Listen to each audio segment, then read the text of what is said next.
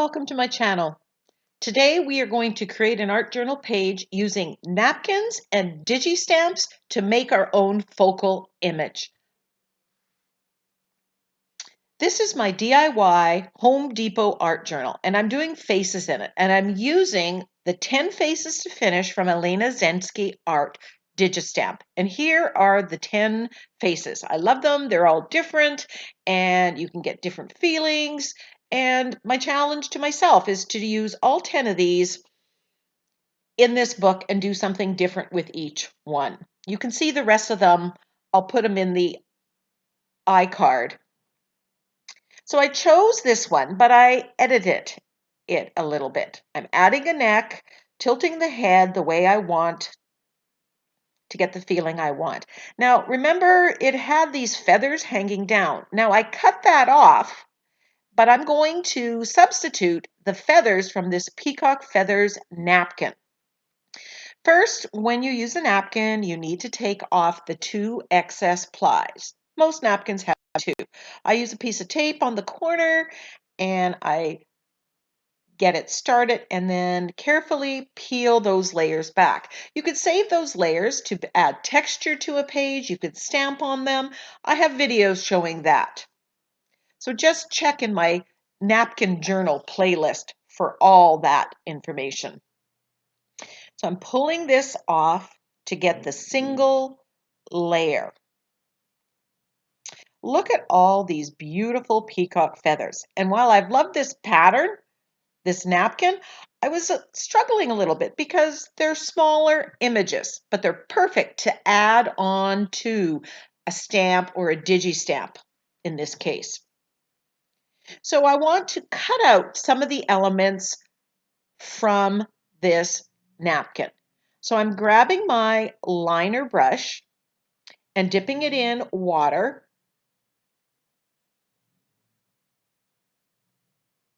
And then running the brush around the element that I want to cut off. This gives a torn edge that disappears all the better when you decoupage it down. I'm just testing out my theory of how this looks. Part of this feather is cut off, but I'm going to deal with that later. So I'm really liking that. So having chosen the peacock feather, I'm going to make that a theme, and that's going to direct my color selection as well. So I'm just picking the elements that I want. Loving the way that looks. Now I'm going to pack away all the excess and put it in my page protector that goes into my binder. I'll put a link to the video where I show that. So I'm colorizing the background. Now, remember I said I want the peacock feather colors. So I'm using yellow, green, and bright aqua. And then I come back and I use a light blue permanent. And then I wanted a little darker color, so I'm using greenish blue from Amsterdam. This page has been gessoed before, and that makes it very easy to blend these colors right on the page. This is the base coat. I'm not too worried about it looking splotchy at this time because I know I'm going to add some stamping and some stenciling and patterning. This is a Stampenda stamp, Peacock Feathers, and I'm just putting some stamping all around this. I don't care that it's not exactly perfect. My page it's a homemade journal, so it's a little bit rough, a little bit, it does not line flat. I just want some pattern, peacock pattern behind this. And I like the black marks giving contrast to my page. This stencil is from the Crafter's Workshop, and it and the napkin are both available at NinnysNapkins.com. She also has another peacock feather stencil that you may want. And I'm stenciling with the turquoise paint. It's giving a very subtle but very peacock themed background. And I'm loving the background. It's looking good. I didn't want it to get too dark because I want the napkin feathers to shine and show through. Figuring out composition. And then I decide there's some gold in that middle of that peacock feather. So I wanted to add some of that color to the background. So I'm using this Swiss dot stencil. This is one of Crafters Workshop cookie and cake stencils. They're 5 by 5 inches, but they've never touched a cookie. They never make it out of my studio. But I love them. These stay right on my desk. I reach for this one in particular often. I'm loving the addition of this gold circle. It looks just so luscious.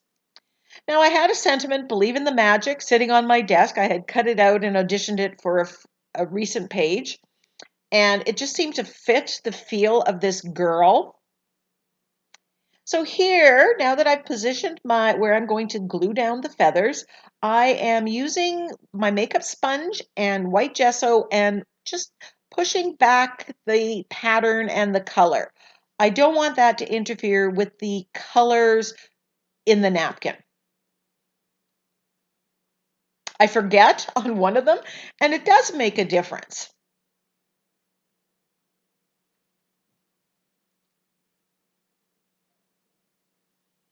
Sometimes it's hard to decide how to glue these down in what order because you want them overlapping, but sometimes that doesn't work.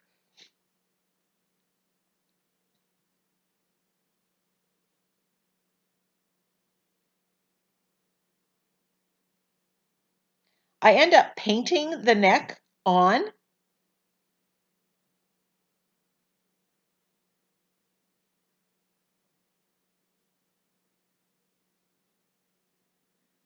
And I'll just save that neck to add to other faces to finish.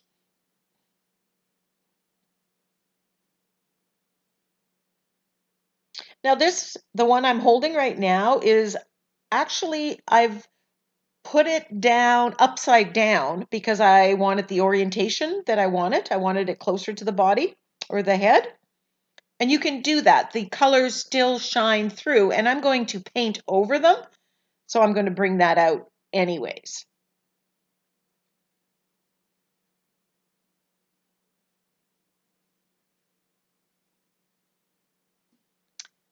Now I'm going to colorize the face, and I just mix up paints. I don't have any set formula. There are videos, I'm sure, that show way better, are way more knowledgeable than I in mixing different skin tones.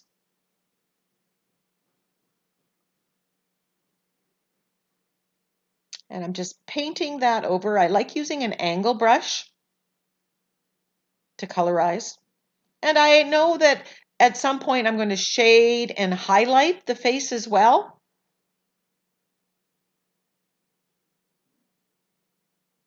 My face ends up being fairly splotchy, but I've embraced the imperfections of it.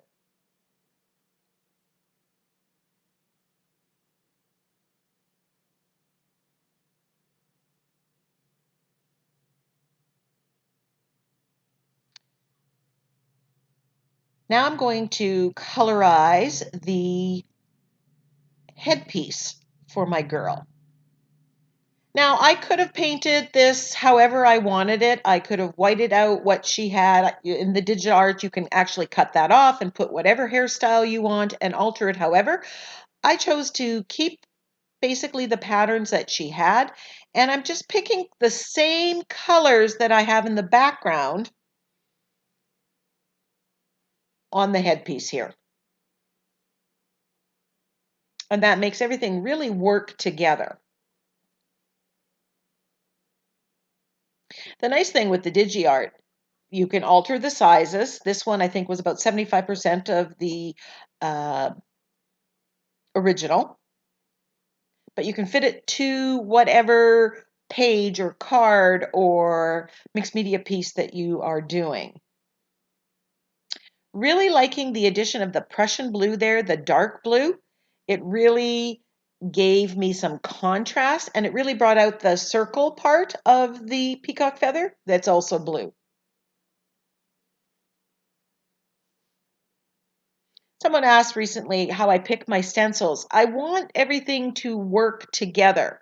So we have that same kind of flow, we have the same kind of shapes. We've got the circular shapes in the feathers, so I've added the circles with the gold in the background. I just flip through my stencils and I pull some and then pick from there.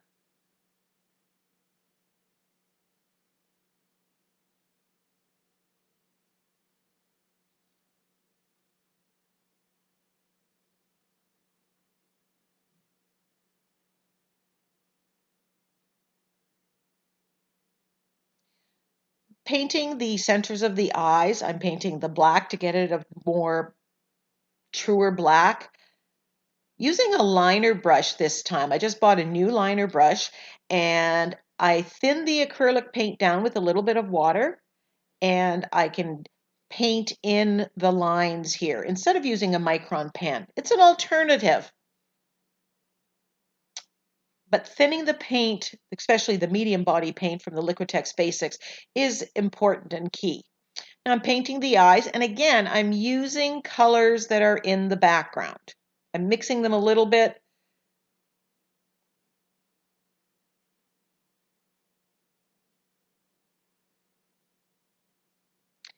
Now here I decide I want to paint this.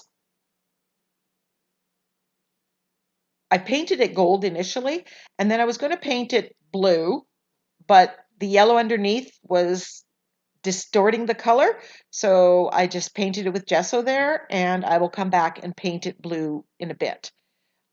I find painting the whites of the eyes whiter, making them really pure white, really makes those eyes pop. Every face I do, I'm learning something more.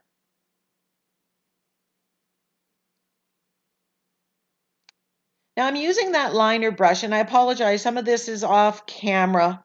You'll see enough of it.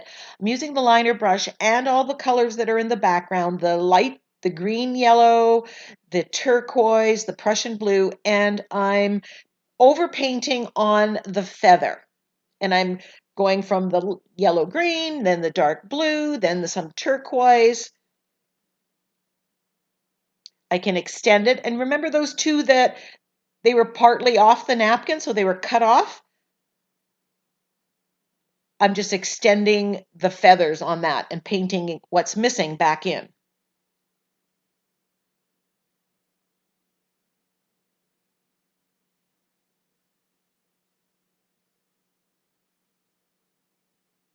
And again, I'm thinning that paint down with water and using a liner brush.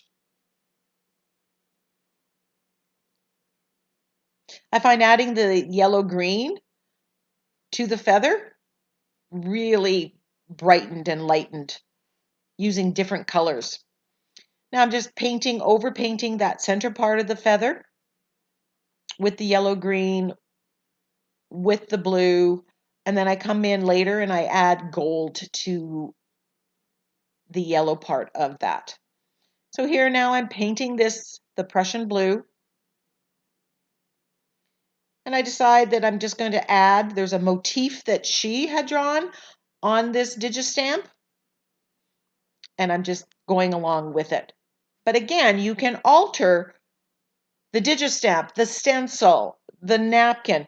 Those are starting points for you. You can always alter them and add your own.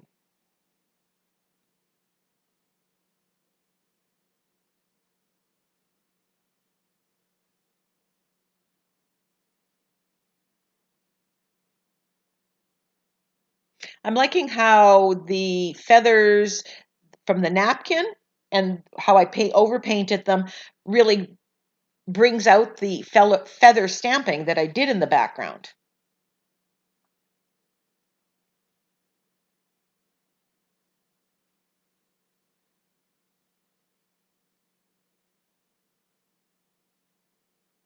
Here I'm painting the gold, And that's tying in with the gold that's in the background and the gold that I made as part of the her headpiece.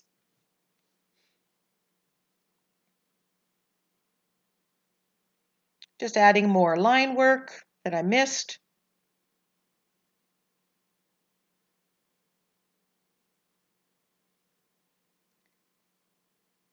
Using my angle brush, and I'm shading or edging the page. And this frames it. It also ties in with all the black that's in the focal image.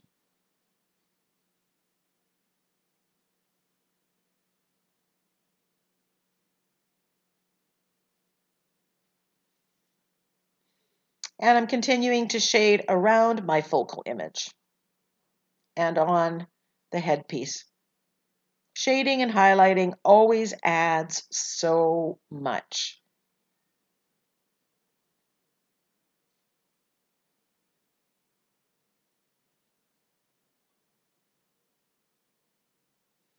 And just continuing to shade the face.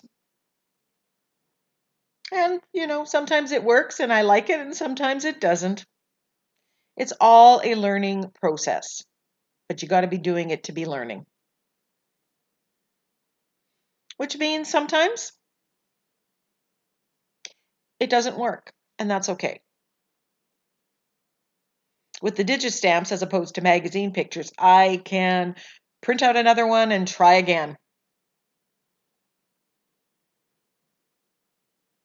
Painting the lips, getting a little bit of cheek color in there. Of course, my hands are dirty, so I smudged it.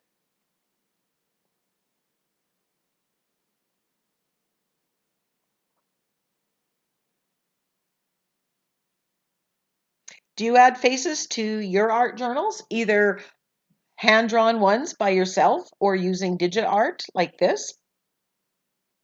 Love to see it. Come join my Facebook group, Art Journaling and Mixed Media Creations, and post your faces.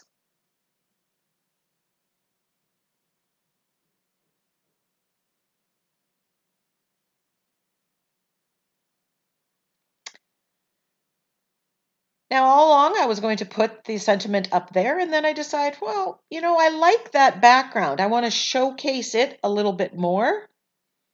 So maybe I'm going to move it down. So I was undecided for a bit. But I decided to glue it down below. I like to do things in different ways, variety.